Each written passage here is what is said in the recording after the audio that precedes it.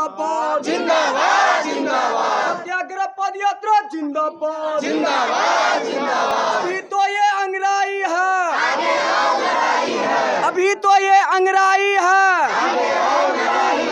कौन बनाता हिंदुस्तान, कौन बनाता हिंदुस्तान। कोसी विकास प्राधिकार लागू करो, कोसी विकास प्राधिकार लागू करो। सर्वे में भ्रष्टाचार बंद करो, सर्वे में भ्रष्टाचार बंद करो। नमस्कार दर्शकों, मैं रश्मि कुमारी। अभी जो कुछ लोग आए हैं पद यात्रा करते हुए, न जाने कोसी जो है शोक नदी, बिहार का शोक नदी कहा जाता है कोसी को, और कोसी से न जाने कितने सारे ज़िले हमारे जो हैं, अगर बाढ़ आती है तो उसमें न जाने कितने का घर क्षति होता है, बहुत सारे माल जाल की क्षति होती है। और मैं आप लोग को ये भी बता दूं, जो वहाँ खेती तो होती नहीं है, फिर भी सरकार टैक्स लेती है। उसको लेकर के बहुत सारी जो है सुपौल से आए हुए हैं, सहरसा से हैं, पूर्णिया से हैं, भागलपुर से हैं, कटिहार से हैं, सभी लोग यहाँ आकर के और पद जिंदाबाद जिंदाबाद। नारी शक्ति आई है, नई रोशनी आई है। नारी शक्ति आई है, नई रोशनी आई है। नारी शक्ति जिंदाबाद जिंदाबाद जिंदाबाद। नारी शक्ति जिंदाबाद जिंदाबाद जिंदाबाद। बेटा पीड़ितों को बचाना होगा। सारे लोग जब यहाँ पे देख रहे होंगे, मेल और फीमेल सभी लोग एक साथ होकर के, एकत्रित होकर के, और इस पद यात्रा को अंजाम देने के लिए जा रहे हैं। जो मेरी बातों को सुना जाए, कहते हैं बिहार में विकास है। क्या विकास है बिहार में? अभी इन्हीं जनताओं से सुनते हैं क्या कहना है बिहार को विकास को लेकर के।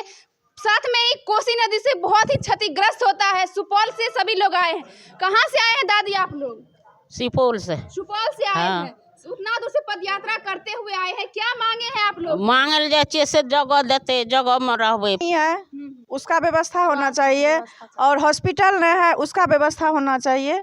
बहुत चीज़ ऐसा है, छोटा छोटा चीज़ भी है जो नहीं है, शौचालय नहीं है। हम लोग को वहाँ पर बहुत दिक्कत होता है, और हम महिलाएं सबसे ज़्यादा दिक्कत काटते हैं वहाँ पर।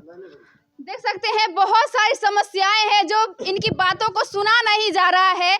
और सुपौल से चल कर के पद यात्रा अभी यहाँ समस्तीपुर तक पहुंची है, दलसिंह सराय महावीर चौक पे।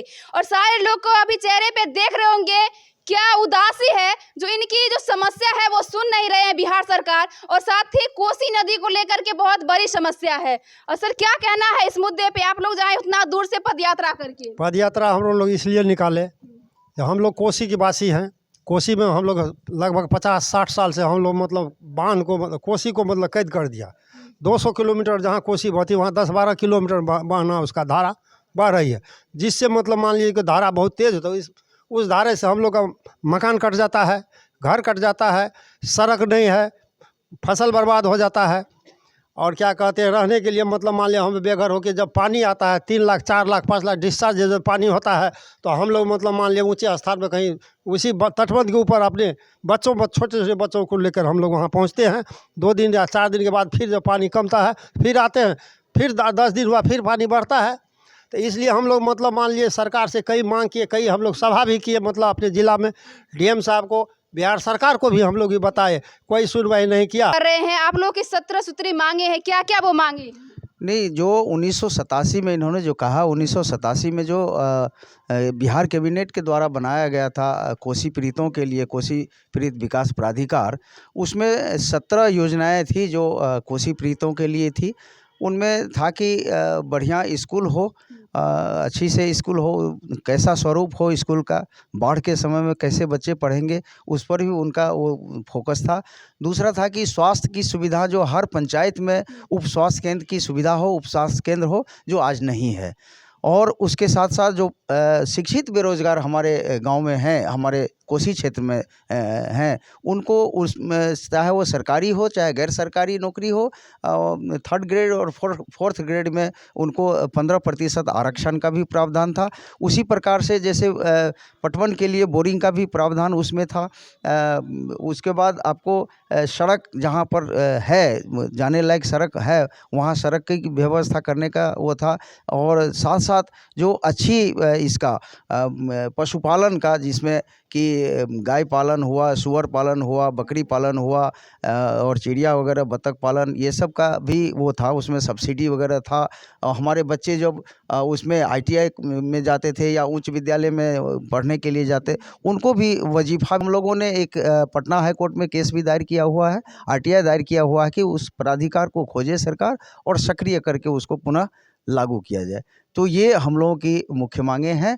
साथ में जो ज़मीनें उसमें ये भी था कि जिस 4 हेक्टेयर तक भूमि जिसके पास है, 4 हेक्टेयर तक में लगान नहीं लगेगा, लेकिन वो भी सरकार जो है अभी हम लोगों से पूरी लगान जो बाहर बांध के बाहर के इसमें जितना लग रहा है उसी रेट से, और उसके ऊपर 100 अगर लगान है तो 145 रुपया टैक्स ले रहा। 4 प्रकार का सेस जिसको बोलते हैं, वो 4 प्रकार टैक्स होता है, जिसमें स्वास्थ्य टैक्स, शिक्षा टैक्स, सड़क टैक्स और कृषि विकास टैक्स है, जो कि चारों में से कोई भी सुविधा हम लोगों के यहाँ नहीं है। हम या आप सभी जानते हैं और सभी ने पढ़ा होगा कि कोसी एक को बिहार का शोक माना गया है, शोक नदी माना गया है, और ये इसमें डिक्शनरी में भी आज भी दर्ज है कि बिहार का शोक कोसी नदी है। लेकिन कोसी नदी एक ऐसी नदी है जो नदियाँ, खास करके तो सबसे पहली बात है कि नदियाँ शोक नहीं हुआ करती, क्योंकि नदियों से ही हमारा जीवन वो होता है कि जीवनदायिनी नदियाँ होती है। लेकिन उस नदी को शोक सरकार ने बना दिया, दोनों तरफ तटबंध बना करके। अब सर अगला कदम क्या होगा? ठीक है सर, जैसे कि आप अभी इतने दिनों से पदयात्रा कर रहे हैं और आप लोग पूर्णिया सुपौल से शुरुआत किए हैं और अभी तक पदयात्रा करते हुए समस्तीपुर ज़िले में पहुंचे हैं, तो आप लोगों की अगली क्या कदम रहेगी?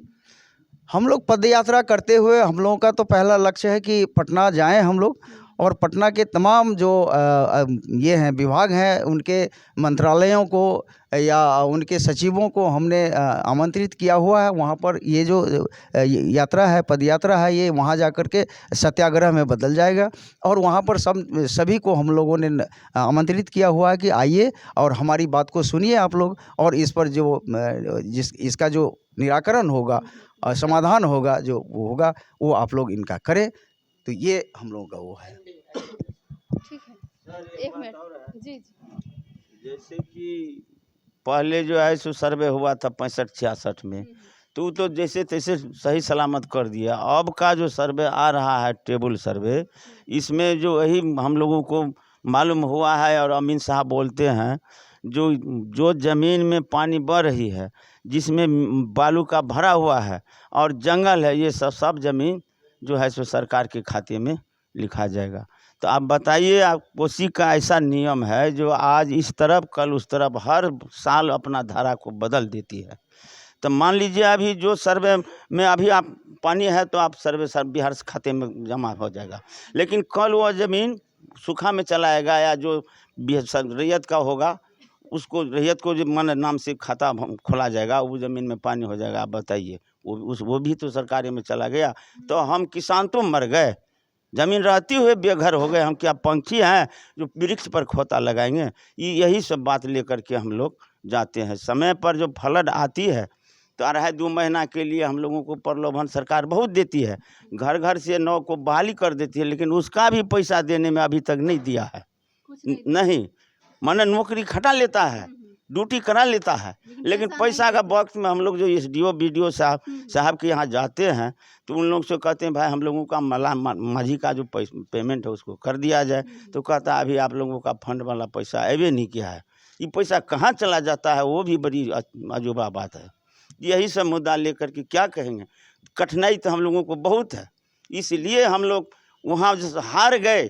तो इसके लिए जो है सो अब हम लोग पंख जतरा अपना जान का बाजी लगा दिए हैं। जो चलो भाई मर जाएंगे तो उधर ही मर जाएंगे, जो यहाँ मरेंगे तो घर में मर जाएंगे तो उसका माँ की दूध हराम हो जाएगा, रन खेत में मर जाएंगे तो हम लोगों का नाम अमर हो जाएगा। इसलिए हम लोग सर में कफन बांध के सरकार के यहाँ जा रहे हैं। बस इतना ही हम लोगों का कहना है। एक बार आप लोग नारा लगा दीजिएगा। आपके न्यूज़ चैनल के माध्यम से हम कुछ कहना चाहते हैं। जी बिल्कुल सर, आइए ना। ये सरकार जो कहती है सबका साथ सबका विकास, किस तरह की विकास कर रहे हैं आप? एक तरफ कोसी का तटबंध बना के तो अगर प्रधानमंत्री आवास व्यवस्था नहीं है तो हम लोग कहाँ जाएंगे? क्या हम लोग भारत के नागरिक नहीं है? क्या हम लोग बिहार के जनता नहीं है? आपके चैनल से यही हम सरकार को कहना चाहते हैं कि इस पे दे सरकार ध्यान कि बांध के भीतर अगर आप बांध बना के पब्लिक को कैद किए हैं तो उसकी व्यवस्था करें, बाहर में ज़मीन दे, उनको घर बनवाए।